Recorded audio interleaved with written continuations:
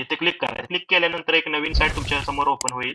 त्यात इंस्ट्रक्शन काहीतरी तुम्हाला द्यायचे. जर मोबाईल क्रमांक जोडला, बदलला, हटविला गेला असेल, तर तो द्वारे सत्यापित करणे आवश्यक आहे. ओ-टी-पी 10 मिनिटांसाठी अवैध राहील हे तुम्हाला सांगत आहे, लिंक करण्या अगोदर. आणि जर तुम्हाला तुमचा ईमेल ॲड्रेस चेंज करायचा असेल, कारण की ईमेल ॲड्रेसवरती जर तुमच्या इथे वायरमॅन किंवा बिल वाटपायला कोण असेल, तर ते तुमच्याजवळ येत नसतील, बिल तुम्हाला घरपोच भेटत नसेल, तर तुम्ही ईमेलद्वारे हे बिल तुमच्या मोबाईलवरती त्याची प्रिंट येते. म्हणजे प्रिंट म्हणजे बिल कधीपर्यंत भरायचं, बिल किती आलंय आणि या तारखेनंतर भरल्यानंतर किती भरावं लागेल, हे सगळं तुमचं बिल तुमच्या मोबाईलवरती येईल. तर हे क्लोज करूया.